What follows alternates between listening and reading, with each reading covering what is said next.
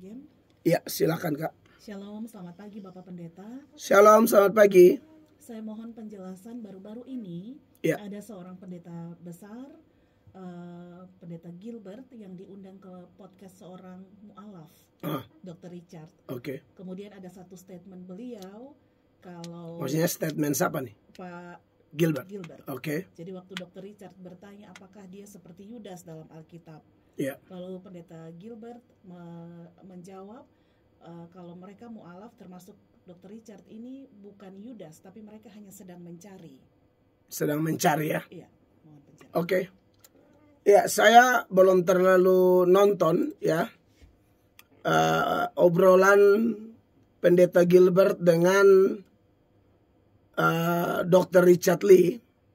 Tapi mungkin Anda yang sudah nonton, jadi Anda bertanya, kalau memang seperti itu obrolannya, bahwa Dr. Richard Lee yang mantan pengikut Yesus, dalam hal ini Dr. Richard Lee itu kalau tidak salah Katolik ya.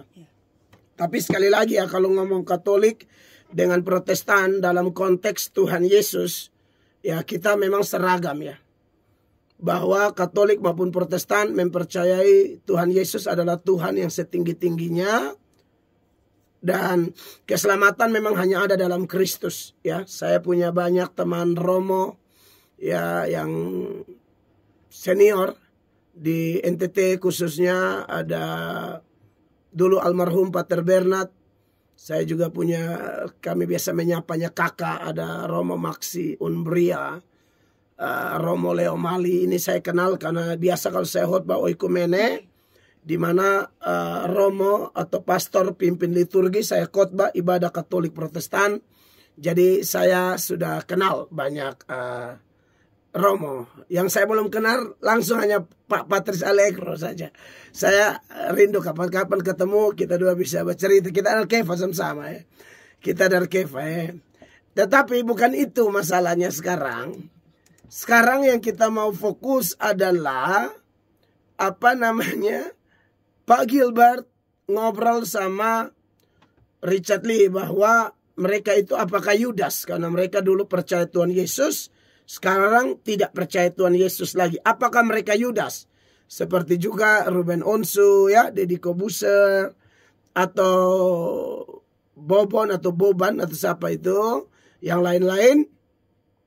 Lalu Pak Gilbert bilang apa di situ Kak? Bahwa mereka bukan Yudas, hanya sedang mencari. Mereka bukan Yudas, hanya sedang mencari. Baik, kalau saya yakin Pendeta Gilbert punya kerangka berpikir sendiri, punya alasan di balik jawaban beliau. Tapi saya pribadi, kalau kaitkan mu'alaf dengan Yudas, maka kita memang mesti belajar tentang Yudas, ya kan? Yang pertama dari sudut pandang manusia saja ya. Kalau kita sudut pandang manusia, yang saya maksud adalah bagaimana kita melihat seseorang yang ada di dalam grup yang dipimpin Yesus. Kalau konteks sekarang dia Kristen, entah Katolik atau Protestan yang mengaku Yesus adalah Tuhan.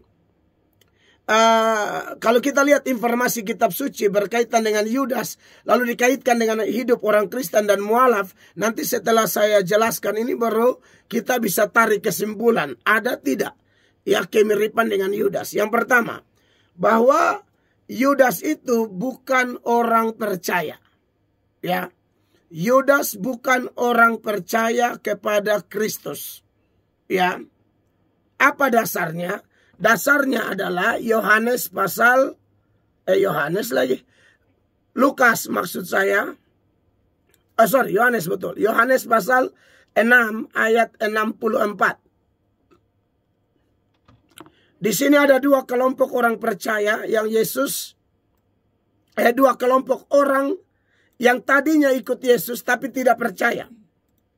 Kelompok yang pertama adalah yang meninggalkan Yesus. Kelompok kedua adalah Yudas yang menyerahkan Yesus. Yohanes 6 ayat 64, tetapi di antara kamu ada yang tidak percaya.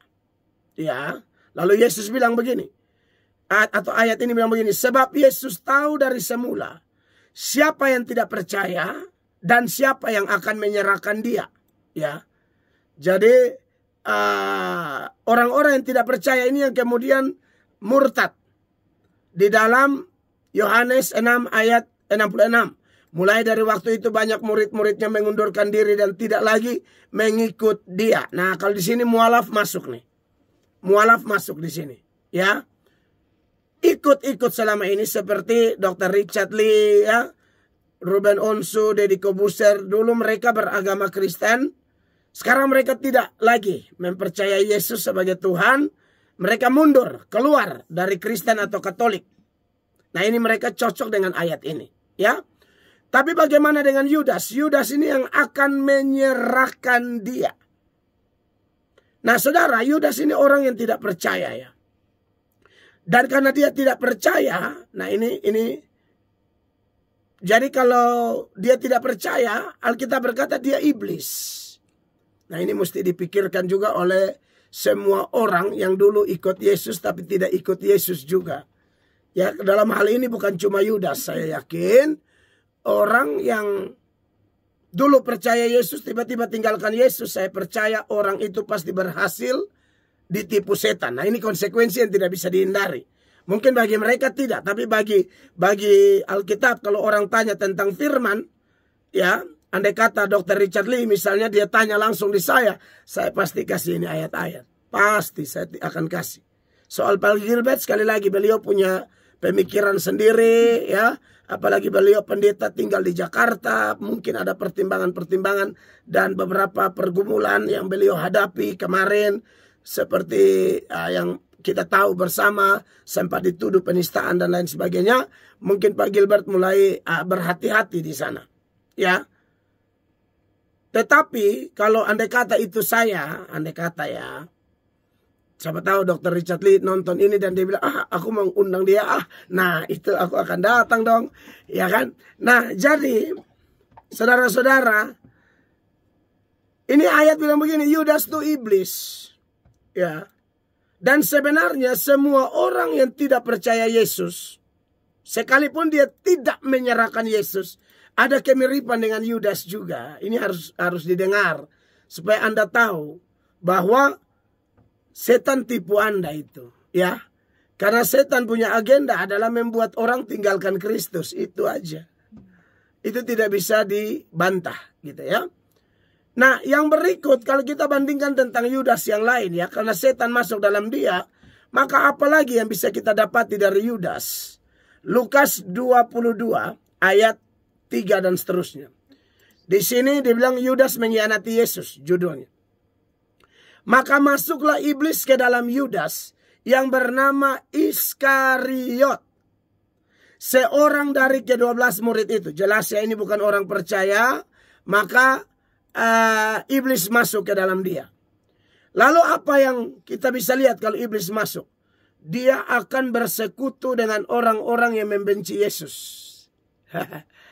Ayat 4. Nah, berarti sebenarnya bisa saja orang-orang yang dulu cinta Yesus, kalau dia bersekutu dengan orang yang benci Yesus, nah ini memang mirip Yudas juga. Ada kemiripan di situ. Lalu pergilah Yudas kepada imam-imam kepala dan kepala-kepala pengawal bait Allah dan berunding dengan mereka. Bagaimana ia dapat menyerahkan Yesus kepada mereka. Ya, hanya bedanya para mualaf tentu mereka tidak menyerahkan Yesus atau tidak memaki-maki Yesus. Yang saya lihat kayak siapa namanya? Richard Lee, Ruben Onsu, Deddy Corbuzier, mereka tidak pernah memaki-maki Yesus. Tapi mereka tetap menghormati Yesus, hanya sudah sebagai nabi saja. Tapi kalau disoroti seturut Alkitab, justru itu berbahaya sekali. Karena selamat atau tidaknya seseorang bukan akui Yesus nabi, tapi harus akui Yesus Tuhan. Mana dalilnya, saudara? Saya suka dengar kata, mana dalilnya? Inilah dalilnya ini. Roma ya. Roma pasal 10 ayat 9 dan 10. Ini syarat mutlak ini. Kalau mengaku Yesus nabi, tidak masuk surga dong. Roma 10 ayat 9. Sebab jika kamu mengaku dengan mulutmu bahwa Yesus adalah Tuhan dan percaya dalam hatimu bahwa Allah telah membangkitkan dia dari antara orang mati, maka kamu akan diselamatkan. Jadi itu harus percaya, bukan dia nabi saja. Dia benar datang sebagai nabi, imam, raja, tapi sesungguhnya dia Tuhan. Ya, ayatnya yang ke-10. Karena dengan hati orang percaya dan dibenarkan, dan dengan mulut orang mengaku dan diselamatkan. Mengaku apa? Yesus Tuhan. Lalu berikut lagi. Seorang mualaf bisa dikategorikan Yudas juga kalau begini. Lukas 22 tadi kembali ya. Setelah ayat 3, ya, kalau tanda mirip Yudas, walaupun tidak semua tapi ada kemiripannya. Kalau bersekutu dengan orang-orang yang membenci Tuhan Yesus. Yang kedua, yang berikut adalah kalau mulai pindah agama karena uang. Nah, ini Yudas juga, ada Yudasnya di situ. Ya, ayat 5. Mereka sangat gembira dan bermufakat untuk memberikan sejumlah uang kepadanya. Ia menyetujuinya. Ya, jadi itu kelihatan. Nah, kita kan tidak tahu motivasi orang mualaf. Kita tidak tahu Dr. Richard Lee mualaf gara-gara apa. Ruben Onsu mualaf gara-gara apa. Deddy Corbuzier mualaf gara-gara apa. Atau Kristen-Kristen yang lain, khususnya public figure atau artis. Kita kan tidak tahu. Tapi andai kata ada orang mualaf gara-gara memang mau cepat kaya. Nah, Yudas itu. Ada Yudas di situ. Ada kemiripan dengan Yudas di situ. Dia ternyata mau cari kaya. Wah, kalau gua nggak pindah agama, bisnis gua nggak bakalan naik nih, ya kan? Kalau gua nggak pindah agama, gimana dong? Ini income lagi turun nih, ekonomi lagi susah nih. Pindah agama, biar viral biar diundang biar pemasukan tambah banyak. Nah, ini Yudas. Andai kata ada begitu, ya toh? Nah, jadi sebenarnya kalau saya amati memang ada ciri-ciri Yudas sedikit. Tetapi ada juga yang saya perlu tambahkan di ayat 6. Ia menyetujuinya tentang uang itu, sepakat uang. Dan mulai dari waktu itu, ia mencari kesempatan yang baik untuk menyerahkan Yesus kepada mereka tanpa setahu orang banyak. Nah, para mualaf juga bisa dikatakan Yudas kalau dia tidak menggunakan kesempatan untuk bertobat kembali, tapi dia pakai kesempatan untuk semakin jauh dari Tuhan, ya. Maka saya pikir dalam konteks penyalahgunaan kesempatan, di situ juga ada mirip dengan Yudas, ya. Tetapi saudara-saudara, tentu saya juga pernah punya anggapan mirip dengan Pak Gilbert misalnya. Ya, mungkin ada juga yang sebenarnya bukan Yudas tapi Thomas. Dia tidak sedang mencari uang, bukan. Dia mualaf bukan karena itu, tetapi memang dia lagi bingung. Dia sudah tanya-tanya tapi pendeta-pendeta tidak mampu menjelaskannya. Dia butuh bukti. Nah, di sini mungkin posisi mualaf bukan seperti Yudas, tapi bisa jadi seperti Thomas yang mencari-cari, butuh kepastian. Jadi saya pikir saya harus realistis jawab itu, dan memang semuanya ada di Alkitab, ya. Tuhan berkati. Terima kasih untuk